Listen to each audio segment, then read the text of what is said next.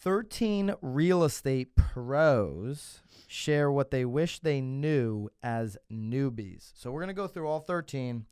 We're going to give our 2 cents on if these are rackets or not. And I'd love to like rank them also in importance. I would love to rank them because it's saying, I'm sorry, what was the header again? Said, wish they knew. Okay, yeah. I think wish they knew coming in. Coming in, because I think some of these things, maybe I didn't need to know it coming in, but.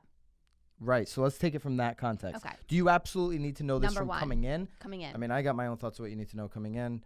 But number 1, work on your business, not in your business. So explain that. So, and Pamela from Goodwin Commercial, she, in her words, says, it's surprising how much time you can spend working in your business. Mm-hmm. In your business, building the website, paying the bills. The key is to delegate everything someone else could be doing. If you're making copies, you could pay someone $10 to do the work, hire someone to do that work. Your time is much better spent making the activities for your business. Learn to work on your business, not in your business. All right, you totally don't find that as a racket. That is definitely not a racket. No. And I even think from day one, and I think if you're a new agent day one, the way to handle this is to join a business, right? Join a mega team that can show you how to, what she's referring to, get deals done, right? Not a racket. No, okay. What do you think? Yeah, I mean, I agree. I mean, I think that there's some things. You'll just be out of business if you pay attention to building your website as a new agent. I hear you. Oh, I mean, I wouldn't even know how to unless you're that. Unless you're a developer, website developer. Right. I mean, for sure. I don't even know how to start a website. I think that there's some things though that, and I don't mean to like maybe skip to others, but I think there's some things in your business that like you can eventually sort of push off, but that like I'm glad that I kind of went through it because I like and you don't want to be a complete moron the flip when it side comes of this, to the actual business either. The flip side of this is like there are certain things you need to do. You need to have your Zillow profile filled out. Like you need to have a headshot. Like there are certain things you're gonna have to do before you step one. Okay. Yeah. Number 2, it's not as easy as it looks on TV. That's for sure. Yeah, that is not a racket. Shouldn't even be watching these TV shows. I don't think that's number 1 going. Maybe it is. Maybe almost number 1 going. That really is like the most important. I feel like everybody comes in it because they're just like, oh, I have free time now. Like a kid's at school. Or they literally like HGTV. People watch HGTV in the show where they bring the buyer around to 3 different homes, and then you always know which one they pick though because the house is vacant. And like it's never a situation where like you're just like taking the buyer after those 3 homes and sitting down for like a little pretzel bread and saying, Nicole. Pretzel and bread? Yeah, like little pretzel bread. Pretzel bread. Bread? That's pretzel. That's like a meal you would or a little snack that you would have this conversation over. I feel like pretzel dipping bread. Pretzel, eating it. Nicole, like which of those 3 houses are you gonna make an offer on and why? Right? Like it's just so fake. Or if it was that easy, I mean. And buyers don't engage the way that they do on those shows. So just for everybody that maybe doesn't know, like those HGTV shows are done after the fact. So the deal's done. Then they go in reverse. Yeah. And they do the filming. So it's super fake. People had to have known that. Well, if not, we just let the cat out of the bag. This is like it's like the day I found out WWF was fake. Right. We got a big holiday coming up. I don't want to drop thanks to any kids. There's no kids watching the show. No, gosh, but let's not. But it's the same kind of thing, right? Like that is a fake show. It's drawn out, and the buyer's reaction in real life is much different. So if you're a new agent coming in, knowing your buyers are actually walking through the house saying, oh, this house sucks. Like the photos are like totally not what I saw online. This does not look like the same house. Right. Well, that's how buyers are. It's so many other things though too. I mean, you have to be super knowledgeable in like flood, in septic, in well, in property lines. You don't hear any of those questions on TV because they're not interesting. Or like, I mean, like, what's the flood zone? That's not hey, if I want to add like a bay, or what's the setback on this property? Hey, does the town allow this? Is there like power lines coming in? I mean, not that, but again, I mean, you have to know even just like costs of things. Like, right, hey, what about this bathroom? Yeah. The number 3, not a racket. Oh. Relationships matter. I go into high schools and scream this to my top of my lungs. Guys, it's not what you know in life, it's who you know, but you don't need to be born knowing everybody. You just need to go knock on the doors of the people that you want to know. But relationships is everything. I think that's the most important. And I mean, I feel like we say that to our new agents all the time. They're always worried about what they don't know. I mean, there's so many things that I still don't know, but it is all about building the relationship and fostering a relationship or at least starting a relationship. It's everything. Yeah, it really is. Number 4, learn to love problem solving. Listen to the first sentence. This is from Patrice at Open Listings. Being a real estate agent isn't about your looks or your taste in homes. What's up with that? What is up with that? What is up with that? What is up with that? That's a racket. Nicole says she makes me look better. That's a total racket. But That's yeah, funny. you gotta be a problem solver for sure. Or thinking outside the box. I mean, it's not always step 1, step 2, step 3. Number 5, take the time to know what you don't know. I think that's a racket. That is a racket. Here's why. You are not going to know everything. Never. So take the time to know what you don't know. You'll spend the next 30 years trying to figure out what you don't know. This is a total racket. Although it's interesting, though, it says take 2 years to become a novice, become an assistant to a pro. I actually did that. No, so that's great advice. Yes. Like join a team, become an assistant. You're going to learn a lot more. But if you spend all your time in this business focusing on what you don't know, you're going to get nothing done. Nothing. Go all in on your strengths. Realize that when you come in to be a real estate agent, you are signing up to be a salesperson. Right. Okay? I know on HGTV, they make real estate agents seem like something not other than being a salesperson. You're a salesperson.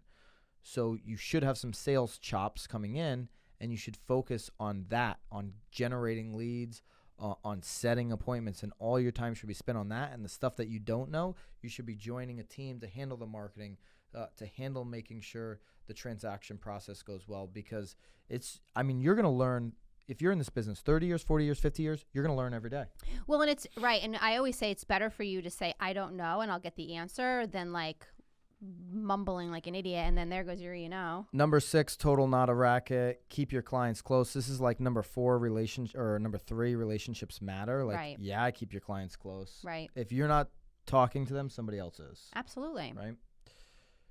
Number 7, you are your own best advocate. And I didn't really understand where she was coming from on this, but she writes, from day one, I realized that nobody was going to make sure I have a ton of leads. So making sure that it's that talking your pipeline about is full. like don't wait on your manager's not going to help you. That's actually something all newbies should understand is your manager is never going to help you generate business. Never. Okay. You might have like a book club with your manager, but right. There's going to be no help. Number 8, you won't get rich quick. No? Is that a racket? I know. I mean, what's rich to you may be rich to somebody else. Yeah, that is. And what does quick mean? Like 1 year, 2 years, 5 years? Because I think getting rich in 10 years is quick. Yeah, and that can certainly happen. I think it's all perspective, right? For 10 years is a short period of time. You can get rich in 10 years. Well, whatever rich is, I mean, that is a little bit of a racket. Number 9, the highest bidder doesn't always get the deal. Does that mean money-wise? That means so they're not talking about the... Even if you are rich or have enough money to buy the property, it doesn't mean you'll get it. So there are agents that are confused. They bring an offer to the table. It's the highest offer. Right. And they didn't get the offer. Dude, you didn't have the best terms. You don't know how to negotiate to position that offer. You don't have the best contract. I mean, it all boils down to the best-looking contract. You're not the best negotiator. You didn't put the best terms. You didn't have the best relationship with the agent, with the listing agent. That is actually... That's 100%. Kind of true. Because there's going to be a listing agent. Listen, I do this all the time. Hey, listen, I've worked with this buyer's agent 7 times in the past. I've never heard of the other one. I know they're both qualified, but I know this person closes a lot of homes. I looked up this other one. They haven't closed one. Yeah. These are just facts that I'm pointing out to the seller, right. and they're making a decision off of that. Just factoids. Factoids. It's like nuggets. Number 10, you need to block out the noise as a new agent. Do you need to block out the noise? Well, so what is it saying? Block out the noise. Block out the noise. New shiny objects or tools. Well, what's really interesting is that I feel like this one's sort of contradicting the other one about knowing all that you don't know, because it's talking about blocking out all the shiny. Because these are 13 different people, so everyone's given their number one thing. Bunch of baloney. So I don't think this is the same. Well, the other one is it's talking about all the shiny things. Yeah, I do think you need to, and no, this is 100% true. To improve your business. Because here's what vendors try to sell you what right. will improve. I think that's partially. I would give it a half of a racket. No, new agents all the time. I mean, I've told our new agents, you shouldn't even lift your head up from prospecting for 24 months. The next day they'll come in and be like, hey, thinking about taking like a half a day tomorrow to start a vlog. What do you think of that?